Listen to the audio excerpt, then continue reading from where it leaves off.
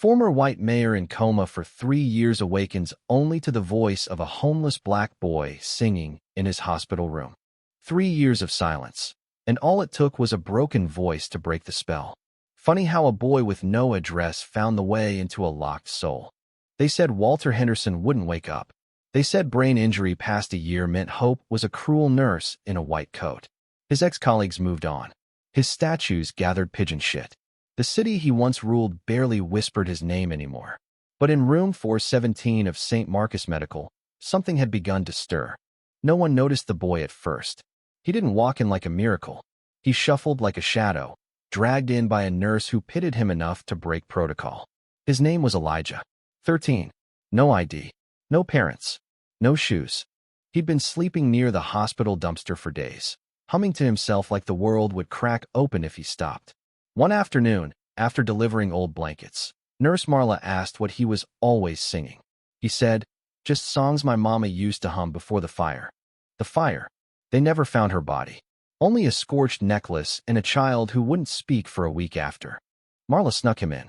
Just once, she swore. Maybe the music would ease the ache in the ward. Maybe it would give Elijah a warm place for 20 minutes. She never imagined what his voice would do. The first note floated across Henderson's room like something holy. It wasn't polished. It wasn't trained. It cracked and shook and trembled. But it meant something. And meaning travels differently through skin and wires. At first, the machines beeped faster. Doctors thought it was coincidence. Then the former mayor's eyelids fluttered. Elijah stopped. The eyelids stopped. "Sing," Marla whispered, her hand on the boy's bony shoulder. He sang. Walter Henderson opened his eyes. They called it a miracle. Headlines printed the story like it was a fairy tale. White leader roused by black angel. One said, tone deaf and ironic. Cameras swarmed the hospital. Elijah flinched at every flash. But miracles are messy things. Before the coma, Henderson was a man of suits and sound bites. A Southern moderate with polished shoes and policies sharp enough to cut you without bleeding. He smiled for all races on TV, but behind closed doors, zoning laws and school budgets told a different story. In Lincoln Heights, folks still remembered the revitalization project that left hundreds of black families displaced. They remembered the police grants, the housing cuts, the food bank closures. They remembered the boy's mother. Her name was Patrice. She'd led a protest at City Hall 5 years ago, carried Elijah in one arm and a bullhorn in the other. Henderson had her arrested in under 6 minutes. The mugshot haunted her job prospects until she worked night shifts cleaning office towers that bore his name. She died in a fire blamed on faulty wiring in a building marked safe by a city inspector who never once stepped inside. Now, her son sat beside that same man's bed, healing the very ghost that had haunted his mother's life. Henderson didn't know any of this when he woke. His first words, croaked and dry, were, "Who's singing?" His second were, "I want to hear him again." And so Elijah came back. Not by protocol, not with press, but in secret. The boy would sing for 15 minutes every evening. And the mayor would listen like it was scripture. Nurses said they'd never seen the old man cry so much without making a sound. But things started to shift. One day, Henderson asked for a notepad. Another, for the news. By week 3, he had requested a list of the last 4 years of council decisions. And then, Elijah vanished. No one knew where he'd gone. His corner by the dumpster sat empty. Marla checked the shelters. The police, reluctantly, said they'd keep an eye out. Henderson fell silent again. Not coma silent, but deeper cell silent. He would not speak to reporters. Would not speak to his family. He refused visitors unless they brought him a voice. The hospital began to worry. A press agent slipped a boy from a church choir into his room. The man listened for 10 seconds and shouted, "Get him out." Because it wasn't the voice. It was the truth inside the voice. Walter Henderson asked for something unthinkable. He asked to be wheeled into Lincoln Heights. "You'll be mobbed," his daughter warned. "I hope so," he replied. He wore a coat too big for him and sunglasses to hide his shame. Cameras followed, of course. So did whispers. They rolled him past the abandoned school, the padlocked gym, the park where the swings had rusted off. He cried the whole way. Then he stopped at the ruins of a building half swallowed by ivy. "What was this?" he asked. No one answered. But a child pointed at a crumbled step. That's where the singing boy slept. The mayor wept. That night, Henderson wrote a letter to the city council. A week later, he made a televised statement. I was asleep long before the coma. I let fear write my policies and greed pave my streets. I see now, clearly, through the voice of a child with nothing, that I owe everything. He paused, trembling. And if he hears this, Elijah, if you hear this, I'm looking for you. Not to make you sing, but to ask your forgiveness. The city braced for backlash. They got something else. Letters poured in. From mothers. From pastors. From those who'd never thought they'd say the mayor's name again without spitting. And from Elijah, written on a crumpled diner napkin, delivered by a woman in a janitor's uniform who refused to speak her name. It read, I forgive you, but don't do this for me. Do it for the ones still here. That was only the beginning. They gave him back his suit, but he refused it. If I put that on, Henderson said, I'll start lying again. He wore simple shirts, now soft cotton ones, the kind he used to scoff at when walking past gas station clerks. The city had grown used to their former mayor reappearing like a ghost at community meetings, always unannounced, always uninvited, and yet somehow never asked to leave. People didn't trust him. Not yet. But they watched. They listened. Because change wasn't something you promised anymore. It was something you proved.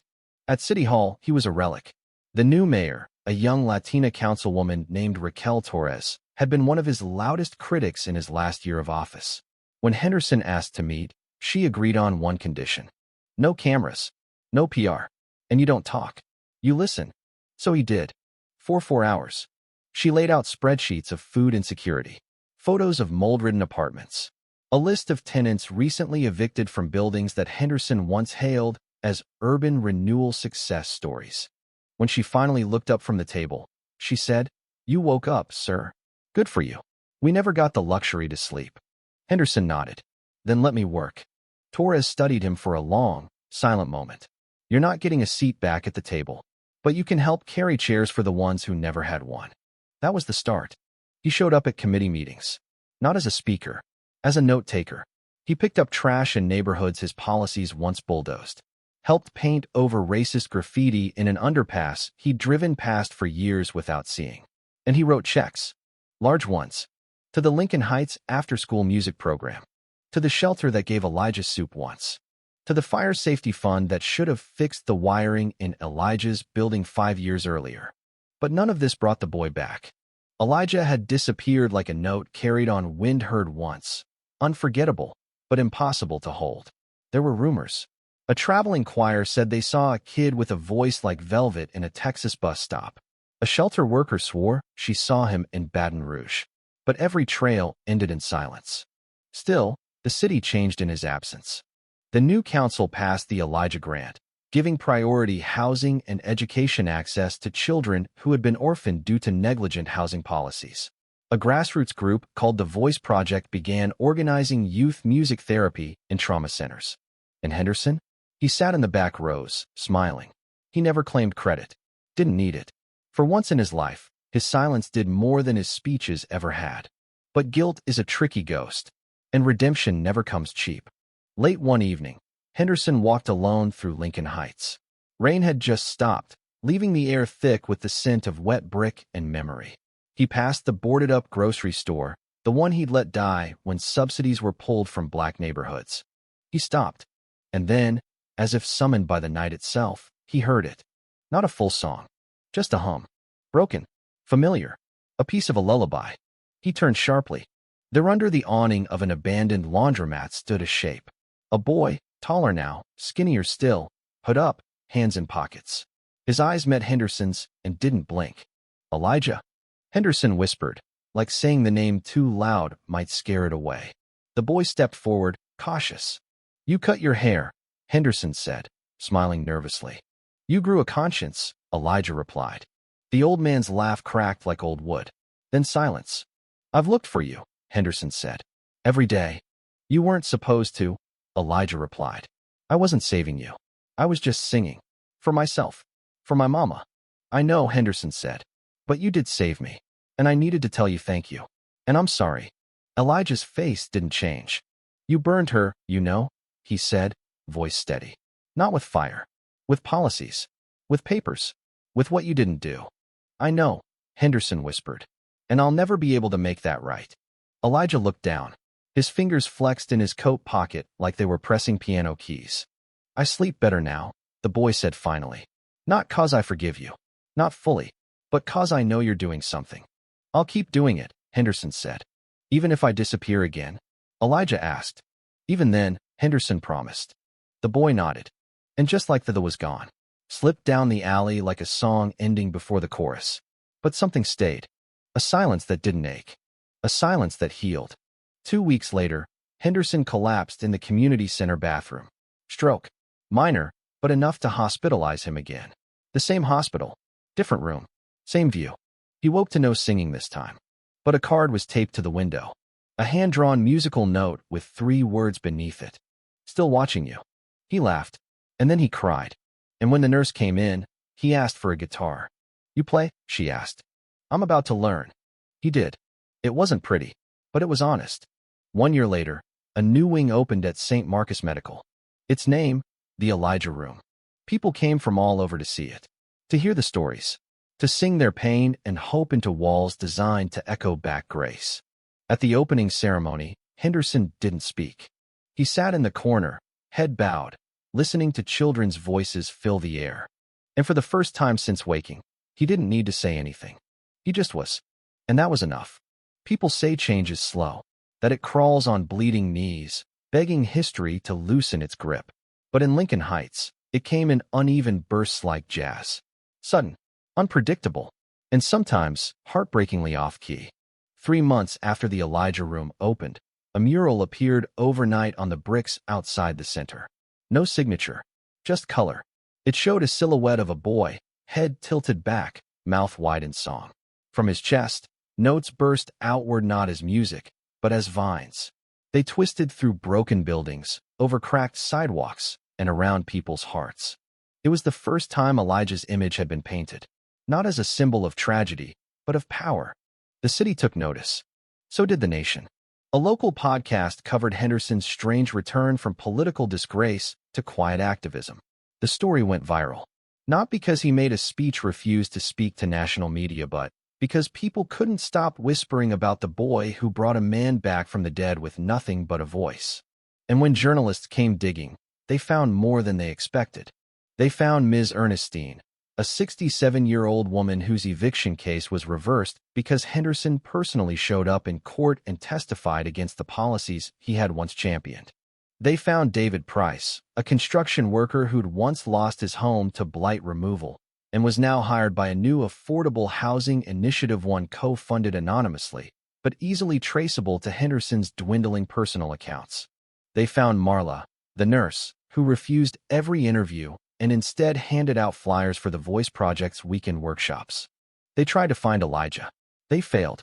But the boy had never wanted to be found. What mattered was that his voice remained.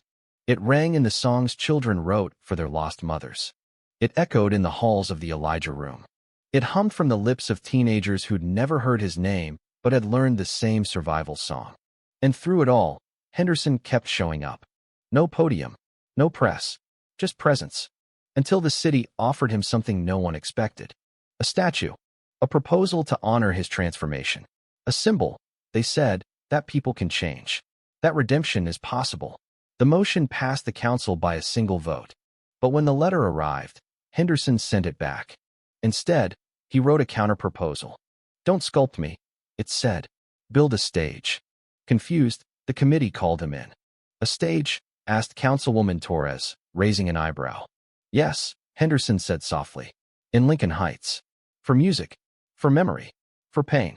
And for healing. There was a long pause. Then Torres smiled. You've learned something after all. And so they built it. Right where Elijah's building once stood. A small amphitheater with worn wooden benches and a smooth stone center. No name etched in gold. Just a plaque that read, for the voices we almost silenced. The opening was quiet. No fanfare. Just a twilight gathering. Children with guitars too big for their hands. Old women humming church songs. And a man in his 80s sitting with a cane across his knees, eyes wet but smiling. Henderson had grown frail. His once commanding voice now trembled with every syllable. But he still came every week. He'd sit in the third row, sketching in a notebook. Sometimes lyrics. Sometimes memories. Often regrets. One night, as cicadas buzzed behind the stage and a boy recited a spoken-word poem about his cousin killed in a police raid, Henderson leaned forward, weeping silently. After the boy stepped down, he sat beside the mayor. "You okay, old man?" he asked. Henderson smiled. "Just listening." "You gonna speak?" "No," he said. "I've said enough in my life." The boy nodded. But he left something in Henderson's lap, a folded piece of paper. Inside, a drawing of the Elijah Room. And at the top, in crayon, "Thank you." Later that week, Henderson collapsed again. This time, there was no miracle awakening. Doctors said his body was tired, that he had given enough. When news broke, the city held its breath. This time, there was no national coverage. No headlines. Just silence. Respectful. Grieving. Until one morning, a low hum began outside the Elijah Room. Then another. Then another. Within an hour, dozens stood under the mural, humming the lullaby Elijah once sang. They didn't know all the notes, but they knew enough. Henderson passed that night. Peacefully. No tubes. No wires. Just a song through a window. And when the city gathered at his memorial, it wasn't at a church or a hall. It was at the stage. No speeches. Just music. Children. Elders. Mothers with tearful eyes and fathers with shaking hands. And one boy, standing in the back, hoodie up, head down. He didn't sing. He didn't speak. He just stood. Because sometimes, showing up is enough. When the lights dimmed, a single spotlight landed on an empty chair, where Henderson once sat. And though no one filled it, everyone knew it wasn't empty. It held years. Failures. Regret.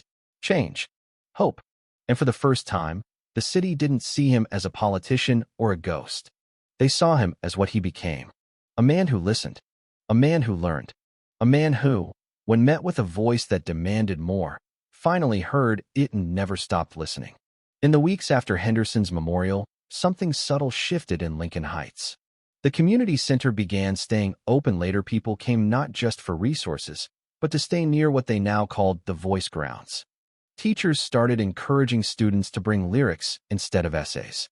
A former gang leader offered to run percussion classes. A retired opera singer from across the city showed up with an old Casio keyboard and said, "Let me help." And they let her. The story of the former mayor and the boy had become folklore told in snippets, in whispered awe, in confusion, in contradiction. No one could agree where Elijah came from.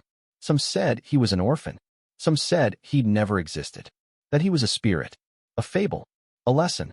But that didn't matter anymore, because what stayed behind was his echo. One morning, Councilwoman Torres arrived early at the Elijah Room. The door had been cracked open.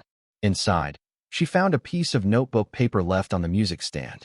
No name, just a few lines, in rough handwriting. A voice can crack stone. A song can raise the dead. But silence is where change begins. She smiled, folded it, and placed it in her pocket. Later that day, she met with the new city interns, many of whom hadn't lived through the Henderson era. One of them, a bright-eyed girl in a yellow scarf, raised her hand. "Was he a good man?" she asked. Torres paused, thinking. "No," she said slowly. "But he died trying to be." Years passed. The Voice Project expanded beyond the city. Chapters opened in Baltimore, in Detroit, in Tulsa. They brought music into courtrooms, into prison visitation rooms, into rehab clinics. Not to perform, to connect. And every chapter had a version of the Elijah Room, a space for noise, for grief, for honesty. One child, age 9, recorded a song there and sent it to his father in prison. The guard said they'd never seen a man cry so hard without speaking. Another girl, 14, wrote a harmony so powerful that her mother, who hadn't spoken since her sister's murder, began to hum again.